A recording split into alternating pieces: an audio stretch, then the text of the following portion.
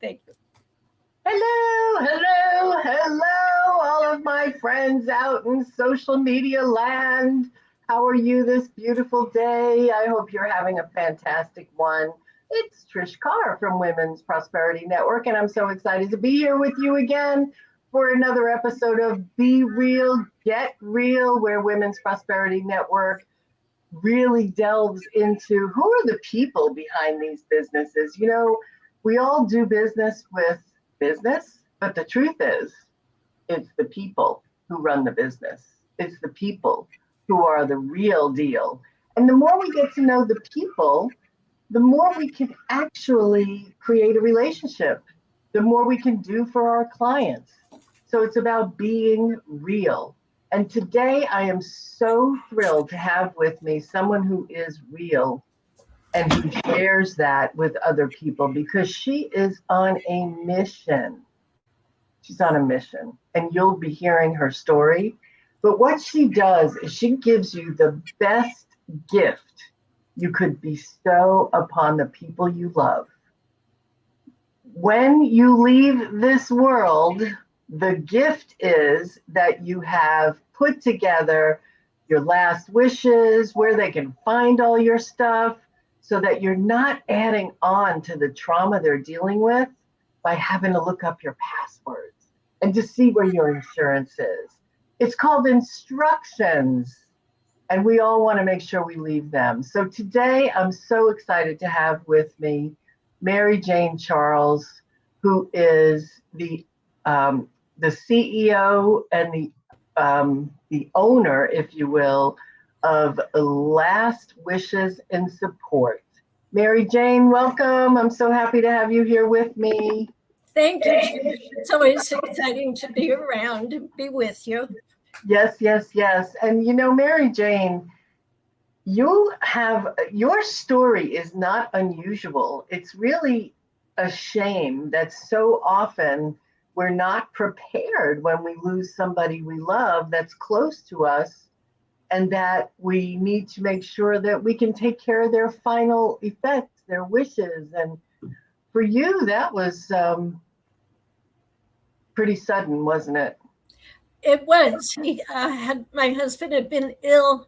He wouldn't see a doctor. He referred. Wait, he wouldn't see a doctor? How unusual for a husband, right?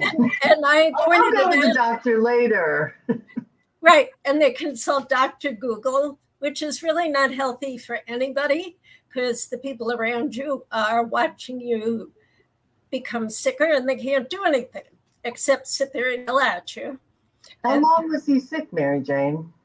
About a good 6 to 8 months. Really? And what were his symptoms? He thought he needed to lose weight. It might be unrelated. I don't know. We never spoke to a doctor. But he put himself on a water diet. Basically, you can drink too much water. Your kidneys get inundated like any good pump, if you will. They're basically a pump. So too much is too much. And he started losing weight, and then he couldn't stop. And I think he had kidney damage, it just made sense to me, Nancy Nurse here. I have no training whatsoever. But from there, he couldn't reverse it. And on 3 occasions that I know of, he had what they call a TIA, transischemic attack, which is a mini stroke. And even then, he didn't go to the doctor? No. I called 911 and the EMTs arrived and they did what they do. And they're on the phone. We lived in a rural community in Washington, a state right across from Portland in the middle of the Columbia River Gorge. So it's an hour either way to a hospital. He declined transport. And, you know the EMTs in a rural community, they're your football coaches, they run the supermarket, whatever else they do. And one fellow walked me out. He said, Mary Jane, I can't push him. I said, no, we're doing due diligence right now. So I kind of comforted him because I knew the person they were dealing with. So they leave. And I said to him in no uncertain terms, I said, just so I know the next time so I don't get so upset. Does my opinion matter? And there was silence. I thought, I mean, it broke my heart, but I was like, son of a gun, I'm not going to worry about you, because this had been going on for too long. That happened 2 more times. Two more TIAs? Pardon, yeah. That he had 2 in front of me and others, evidently. And I was mad at him because we were 30 miles from the truck stop where you make sure, you grab your Coke and make sure you have gas. And he drove, in spite of calling me, he drove 30 miles after having had one. And I was livid. He said, well, I said, I'm not worried about you. Everybody around you. How dare you drive with double-decker, or whatever they call them, double-decker lumber 18-wheelers. I mean, that's right on 84 that goes from the inland waterways to the gorge. I mean, it's amazing. Anyway, so I was fit to be tied. And then we had moved from that area to one closer in the interim. And here we were in this house for 6 weeks. And he was just descending in front of me. And so I chased him around almost with the medical directive. And no, I don't need one of those. And so one morning he was exceedingly weak and he wanted to see his partner. And I said, well, I'm driving. You're not driving. I hadn't slept well. And I tried one more time. So we get in the car and we go where we're supposed to be, only 20 minutes away. And I thought, oh, good, he probably got a cat nap. He was snoozing. In fact, he had died in the car seat next to me. Oh, my goodness. And so I took a deep breath. I wasn't really shocked because of all the stuff that had gone on. But you're numb. And I was trying to absorb the moment. A man next to me in the next car space, I guess I had the window open, he said, you're having trouble, so I'll call 911. And I thanked him, I'm sure. I never saw him again, so I don't know who that was. But within an hour, I'm in the ER waiting room. I had made several phone calls. It's me, the partner, my son had arrived. In walks the doctor, the ER doc in his scrubs, and says, I need his medical directive. I said, well, I don't have one. So hold that thought. So let me make sure I got it. Medical directive is pull the plug if I'm not dead. Correct. Yes. So was he gone or was he not at that point? They were able to revive him. To a degree. So they revived him, and then they said, okay, do you want to pull the plug? I'm like, yeah. I guess they had to revive him because you didn't have a DNR or anything like that. Well, they make every effort to do that. And that's what I'm working up to. The EMTs do not have any medical authority. They're basically a taxi. And they're on the phone with the hospital as soon as they get a patient in, and consulting with them all the time. So the point of a medical directive, it gives the EMTs instructions out the gates, and they relay that to the hospital. So Is that your alarm? Yes. Go get it. Okay. Mary Jane's going to go get her alarm. It's going off. Okay, so how's this for interesting? He dies in the seat next to her. They go to the hospital, they revive him, and now they're asking for the piece of paper so they can unrevive him. That's so crazy. Well, they don't know what the wishes are. Of course. In medical training, if there's even they get the pulse back, they work to do no harm, but to have somebody live. And meanwhile, what are you going through mentally thinking, oh my God, do I revive him? What do I do? I mean, where were you emotionally in all of this? When I pulled into the parking lot, it just so happened this coffee shop that he and his partner would go to was literally 6 blocks from a hospital. So we were fortunate enough that it was close. And I sat in the car, the EMT got in the car. They took my husband into the ambulance and they closed the doors. I knew that wasn't good. And off they went. They said, we're going here. And I said, I'll follow you. So all that took less than 5 minutes to get from the parking lot to the hospital. And they just fly in behind the doors with the patient. And so they do their best. And I'm sitting there thinking about the medical directive. So earlier that morning, when just before we were leaving, I thought to myself, let me try one more time. I don't know where the idea came from, but I had the medical directive in one hand and my phone in the other. And I said, if I read this to you, will you let me video your answers? And he said, yes. It took about 25 minutes, but I got the medical directive on my phone with him nodding or shaking his head. I asked them in yes and no fashion. And I, of course, your brain's not working. The phone would have date and stamped whatever video, but of course I recorded clock on the mantle and I had that. So the doctor's in front of me and I said, I don't have papers, but I have my phone. And I showed it to him. He was flabbergasted and most appreciative because he could see his patient in front of him only a few hours earlier. And he looked at me and he said, I have my marching orders. And at that point, he was disconnected and brought up to what they call palliative, I don't know if it was palliative care or ICU, but basically where they take patients to pass because he and time, and he did. He died officially an hour and a half later. So how long was all this? He dies next to you in the seat. The next thing you know, you're holding your video camera. How long was that? An hour?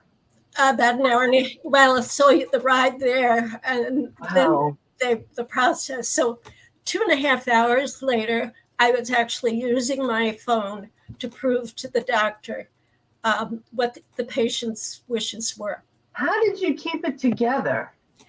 It was an out-of-body experience, to say the least. I just marched. I knew what they wanted. I had a husband die early on, long ago, before any papers were required. He was 27 and died of ALS. And in that time, it was in the late 70s, mid to late 70s. There were no papers. Papers were for old people. Wills were for old people. Right. So that was a whole fiasco unto itself. So I became very aware of papers through the years, especially the main court case in Florida. And I forget the case name now, but woman was sick and her husband pulled the plug. I remember. So anyhow, I went within and I just marched, and my son was there and I could see he was upset. That was his stepfather. And I said, we march. We just keep going for now. Let's get through this. And we leaned on each other a lot, but we were, because of all that had preceded it, and I don't intend this to sound callous, it was a relief because that whole portion of things was over. And there was a lot of garbage that went on for a long time. So I was absorbing the relief that this is done, and we'll just get through the rest, whatever it comes. So I got home, and you sit there and you're like, what the hell just happened? Right. And I made a couple of calls. I didn't make it crazy. I told my neighbors, the ones that mattered, and people are wonderful. At no point from that moment until the estate closed 18 months later, and then because we didn't have an attorney, nobody cared, wanted to follow people around and say, you need to sign this. You can lose your disposition. really quickly. I'm sure you can. No matter how positive you're being in your head, you want to Yeah. slap somebody. And some people need to be like, grab them by the throat and meet their eyeball and say, sign it. Yeah. Well, I get to a no, you're doing it today. We need this for the court. And I did. I got really nana about it. But what I realized in retrospect, I've been a realtor, I've been an office manager, I've been in HR, I was an event organizer. What else did I do? The list is long. You pull every arrow out of your wicket to make it work. And I thought, who do we know? Where's the funeral going to be? I said, what do you mean? We're going to go back to St. John Fisher. That's where we started this whole ball game. I made one phone call to my friend, Roseanne, who always sang. She said, got it. She took care of the flowers, the reception, the music. You need one person. Don't try to reinvent the wheel. It's like creating a wedding for next week. 5 minutes. Yeah. Get the church lady or the lady at the temple, or however you express your feelings, or have ceremonies. There's always someone in charge who do this out of the goodness of their heart, or because they do it. I mean, they're paid for it. And so you can put a big check mark. You are going to have a list of items you never dreamed. And conversations. I mean, keep your humor close to your heart. I had 3 different women, very different human beings and walks of life, say, Mary Jane, now you can put the furniture where you want. I'm thinking, what is with the furniture? I mean, it was, once I thought I smiled at her. Second, I'm like, what? And the third came up, you're going to talk to me about furniture? Go away. Oh, that's too funny. But people arise, they speak to you, and you're in the middle of this numbing situation. I got a phone call from a friend's husband, very nice man. We knew each other very lightly. And he called, and they had a tone of voice I'd never heard Mark use before. And he was like, Mary Jane, you've got this. I said, thank you, Mark. Very nice of you. And he interrupted me. He wanted me to know I could do no wrong, and any decision I made in the moment will be fine, and just to own it and not worry about that. Well, I think this is the first time I've told that particular story that I didn't get wobbly. It was the kindest thing anyone has done, among the kindest things that anyone has ever done for me. It put me at ease, and it gave me the confidence to speak with the adult step people and to speak with attorneys whose services I would need Monday. Brings me to another point. Make a friend with an attorney in the next few weeks if you've not already written your will. Wills are not dependent upon your pocketbook. They are dependent upon how you want your papers carried out and who gets what to a degree, but you definitely need an attorney. We didn't have a will, so there was no executor named. I had to wait 2 to 3 more weeks. I found an attorney down the block. She had her shingle out. I thought, do you do probate? She said yes. But it took her another 2 weeks to get the document from the state of Washington probate so that I could sign off on bank accounts and I could pay the bills. And you don't want to have to wait that long. Money, business, our lives change, and they might have all kinds of things surrounded in the change, and people you don't want to see are coming to visit. You don't also have to worry about money. You want that smooth transition. You want to keep your lights on, like the light behind me, and know your rent is paid. Yeah. Your brain can only go a few places. And if you have no idea how to get into the bank accounts, if you don't know the passwords to get in to pay the bills, So I just put up on screen the 5 actions, the top 5 actions you can take. Tell everybody about what they can expect to get there. For today, and they're all fairly simple. Your medical directive. It's online, it's free, and make sure you have it for your state. We all move around a bit. You don't want to have to bump into a hard conversation and say, oh, well, that's Connecticut. That won't work. And really, you don't, I mean, think about this. If you don't have one and you get hit by a car and you're never coming back and they keep you alive, they can't unconnect you unless you have that form. So if you know, and all of us say, you know, I don't want to be hooked up to machines, but you can't just say it. No. You have to have it in writing. And even if you're the wife, you can't say, unplug them. Right. I mean, you read about people in the old movie magazines. Well, they wanted to. You can't do that.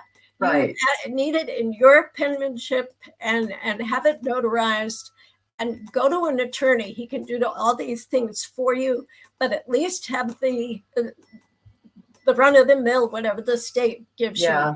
Exactly. And make copies. They're not meant to be secret. You want one on your night table, your glove compartment. Make a small copy for your wallet.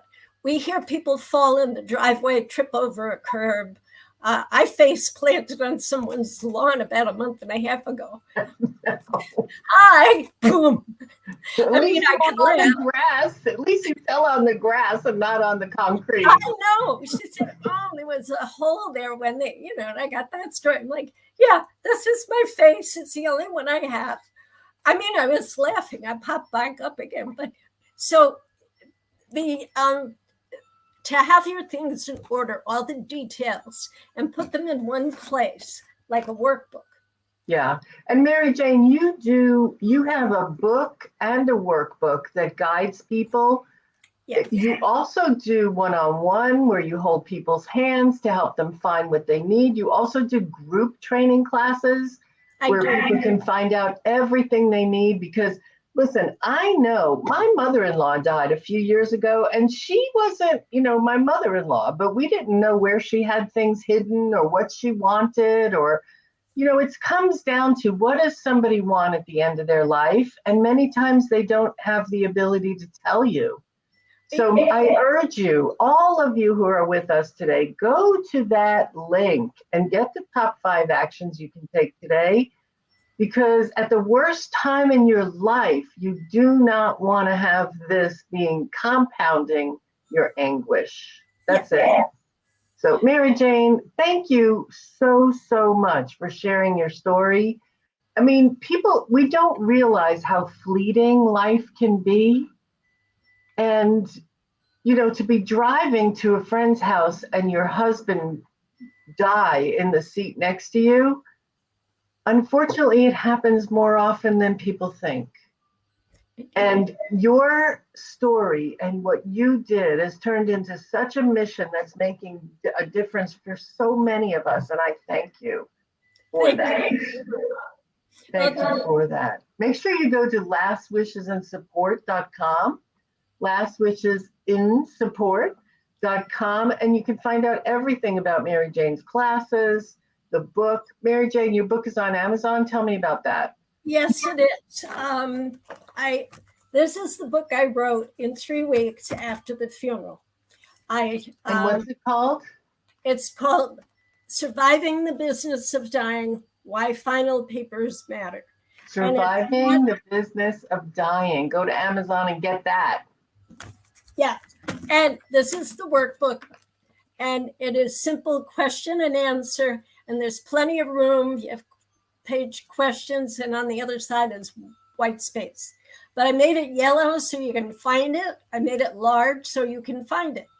And it's, oh my goodness, if something happened, God forbid, to Trish, everyone would know, get the yellow book.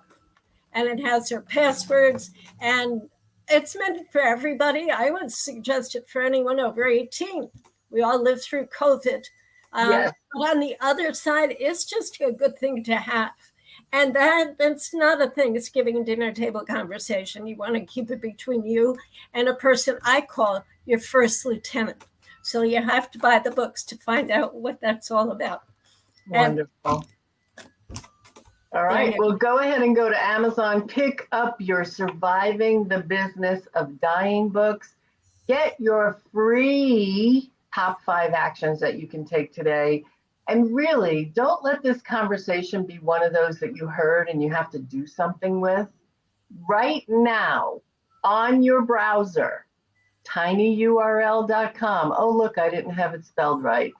tinyurl.com. Let me fix that. tinyurl.com. There we go.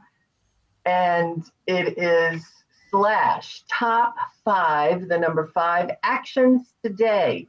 Do this. Do not just listen and say that was good. Mary Jane, thank you very much. I appreciate you. I thank you so much for the difference that you are making for so many people. And it's a horrific story, and you have transformed it into something that's changing people's lives. So thank you. Thank you. Thank you. And thank you all for watching and being a part of Be Real, Get Real with Women's Prosperity Network. I look forward to connecting with you. Go to the website and start your free membership today. What are you waiting for? This is an amazing community of business women who are real people. We're heart-centered, like-spirited, and like-minded. And together, we learn to be the best we can possibly be, so that with our products, our projects, and our services, we make a massive positive difference in the world, like Mary Jane. Thank you, everybody. Appreciate you being with us. Have a wonderful rest of your day. Trish Carr signing out.